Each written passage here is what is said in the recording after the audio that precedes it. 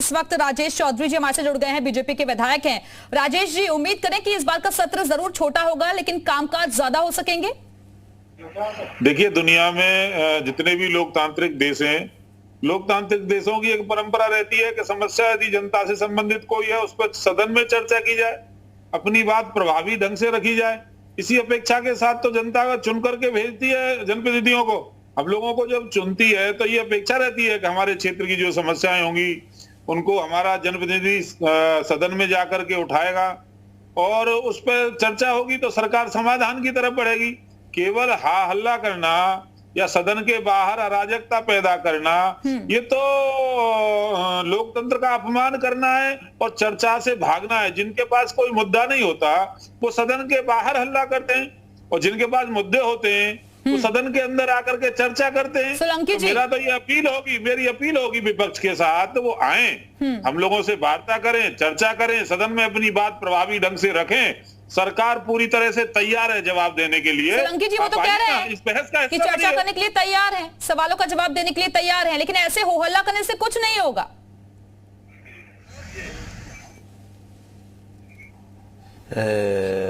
माननीय विधायक जी, मैं आपको एक बात बताना चाहता हूँ। आप माशाल्लाह सीनियर विधायक हैं, आप मेरी बात समझेंगे। जब मनमोहन जी की सरकार थी, जब हमारी केंद्र में बैठी स्मृति ईरानी जी मंत्री थी, तो उन्होंने भी सदन के बाहर धरने प्रदर्शन करे थे। कई बार सिलेंडर लेके बैठी, कई बार मनमोहन जी आदरणीय प्रधानमंत्री जी को चूरी भी पेश करी। देखिए, धरना प्रदर्शन जब करा जाता है जब सरकार सुनना नहीं चाहती है। अगर आप अपनी बात सुनेंगे तो क्यों हम धरना प्रदर्शन करेंगे, क्यों हम वहां पे हो हल्ला करेंगे? आप सच से भागते हैं, सच सुनिए तो सही, हकीकत क्या है। अभी हमारे जो दूसरे साथी हैं, अभी आपको उन्होंने पूरी बात बताई कि किस तरह से बिजली के बिल गरीबों के ज्यादा से ज्यादा आ रहे हैं। 3-3 हजार रुपए बिजली के बिल आ रहे हैं। हमारी जो एंकर महोदय हैं, आपको भी पास शिकायत आती होगी कि जो स्मार्ट मीटर है, 4G मीटर है, उसको लेके हमारे साथी विधायक अमिताभ वाजपेयी जी और रूमी भाई, हम तीनों ने जाके कानपुर में धरना भी दिया। उसके बाद भी अभी तक कोई कार्रवाई नहीं हुई है। ये स्मार्ट मीटर लगा दिए हैं, 4G मीटर लगा दिए हैं, आपने अंडरग्राउंड लाइन तारी, उसके बाद भी गरीबों को राहत नहीं मिल रही है। तो अगर आप हमारी बात सुनेंगे तो हम क्यों चिल्लाएंगे, क्यों हल्ला मचाएंगे? भाई, अभी आपने खुद माननीय विधायक जी ये बात कही है कि हमें जनता ने इसलिए चुना है कि हम जाके अपनी बात माननीय मुख्यमंत्री के सामने विधानसभा में उठा सके ताकि उसका हल निकले। अगर आप जनता की बात सुनेंगे तो जनता का हल निकालेंगे। सोलंकी जी, तो पर अभी आपने अरुण राजभर जी को भी सुना, वो भी यही कह रहे हैं कि बाहर सड़क पर नौटंकी करने से कुछ नहीं होगा। अगर आपको सार्थक चर्चा करवानी है किसी भी मुद्दे पर, क्योंकि जनता से जुड़े हुए मुद्दे होते हैं जो सदन के भीतर उठाए जाते हैं, तो यहाँ पर चर्चा भी तो, सार्थक बहस भी तो होनी चाहिए ना इस पर। अगर आप बहुत सारे मुद्दे गिनवा रहे हैं तो बाहर ये नौटंकी करने से, कल पैदल मार्च भी आप लोग निकालने जा रहे हैं। अच्छा, तो आप वो जो स्मृति ईरानी जी ने धरना दिया था उसको आप नौटंकी कह रही हैं? जी जी, सोलंकी जी बोलिए। हेलो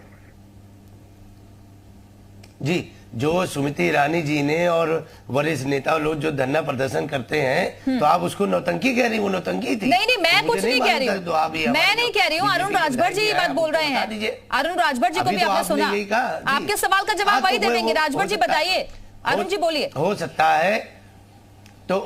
है कि उनके जानकारी में ना हो। माननीय विधायक जी कृपया, शायद उनको वो कृपया ध्यान से सुनिए। अगर आप उनको दिखा देंगी, मैं ये कह रहा हूँ आपके पास एक पावर भी है हमारा, हम प्रजा। माननीय विधायक जी, आपके पास एक पावर भी है कि अगर सरकार नहीं सुन रही है, धरना प्रदर्शन किस बात के होते हैं?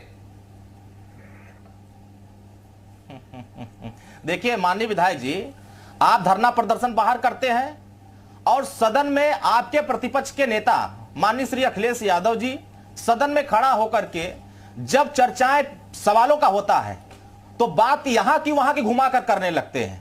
जब आप सवाल ला करके पटल पर रखते हैं तो सभी सदस्य, माननीय सदस्यगण विधानसभा के, इस बात को गंभीरता से लेते हैं कि इस पे चर्चा होनी चाहिए। लेकिन आप लोगों की इतनी बड़ी आदत है कि वहां जाकर गोला फेंकना शुरू करते हैं, वहां जाकर हल्ला करना शुरू करते हैं। क्या माननीय अखिलेश यादव जी ने पूर्व के जो सदन चले हैं, अगर कार्रवाई उठाकर देखेंगे, अभी बैठे हैं सदन में, जिस तरह के माननीय वापस आऊंगी, चर्चा को आगे बढ़ाएंगे। उमा शंकर सिंह जी भी हमारे से जुड़ गए हैं, बीएसपी के विधायक हैं। उमा शंकर सिंह जी, बीएसपी की तरफ से क्या कुछ मुद्दे रहने वाले हैं कल? देखिए मैडम, आज चूंकि सर्वदलीय बैठक में हम लोगों ने पहले तो सत्र बढ़ाने के लिए हम लोगों ने आग्रह किया, लेकिन उस पे सरकार का बहुत पॉजिटिव रुख नहीं था। तो अब जो ही समय जितना मिला हुआ है उतने ही समय में हम अपनी जनता से जुड़ी जनहित की समस्याओं को रख करके सरकार से हल कराने की कोशिश करेंगे। अल्प अवधि में भी कोशिश रहेगी कि जो ज्वलंत मुद्दे हैं उसको सरकार के सामने रखें हम। जी।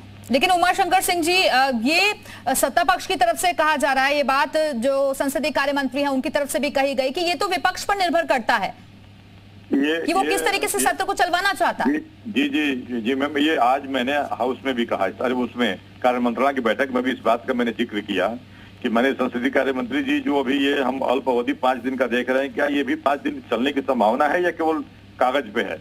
तो उन्होंने कहा कि नहीं, ये तो आप लोगों पे डिपेंड करता है। हम कहे कि भाई हम तो चूंकि पूरी तरह से कोशिश करते हैं कि नहीं, हम अगर सदन हमारा चलेगा तभी जनता से जुड़ी समस्याएं आएंगी। तो हम तो सभी हमारे जो मुख्य विपक्षी दल हैं, मैं उनसे भी आग्रह वहीं पे किया कि भाई आप दलीय नेताओं की बैठक में भी, क्योंकि माननीय अखिलेश जी नहीं आए थे, माननीय मनोज पांडे जी थे, तो मैंने कहा कि भाई आप माननीय अखिलेश जी से इस बात का आग्रह जरूर करिएगा कि भाई आपकी संख्या अधिक है, हम लोग ऐसा कुछ ना करें जिससे कि हाउस बाधित हो। हाउस अगर चलेगा तभी हमारी जनता से जुड़ी समस्याएं हाउस में आ सकती हैं। अगर हाउस बाधित होगा तो सरकार को एक अच्छा मौका मिल जाता है भागने के लिए। इसका मतलब अगर हाउस को हम बाधित करते हैं, हाउस को डिस्टर्ब करते हैं, तो हम सरकार का पक्ष करते हैं।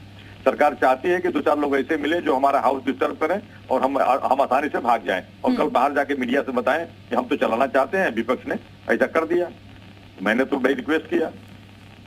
ठीक है, सोलंकी जी, सुना आपने, वो कह रहे हैं कि हाउस को बाधित नहीं होना चाहिए। अगर ऐसा होगा तो फिर सरकार कैसे आपके सवालों का जवाब देगी? और ये जिम्मेदारी हर किसी की है। बिल्कुल, मैं हमारे साथी विधायक उमा शंकर जी की बात से सहमत हूं कि हाउस को चलाना चाहिए, पर सवालों के जवाब आना चाहिए। जो हमारे सवाल हैं, चाहे उमा शंकर जी के हों या अन्य कांग्रेस के हों या किसी के भी हों, भाई हम तो सवाल सत्ता पक्ष से ही करेंगे। हम जनता से चुन के आए हैं, जनता ने हमें विधायक बनाया है, तो हम सवाल लाते हैं, हमें जवाब चाहिए। गोल मटोल बातें नहीं चाहिए, लच्छेदार बातें नहीं चाहिए। हमें अगर ये बिजली की समस्या है तो माननीय मुख्यमंत्री जी उसका हल निकालेंगे।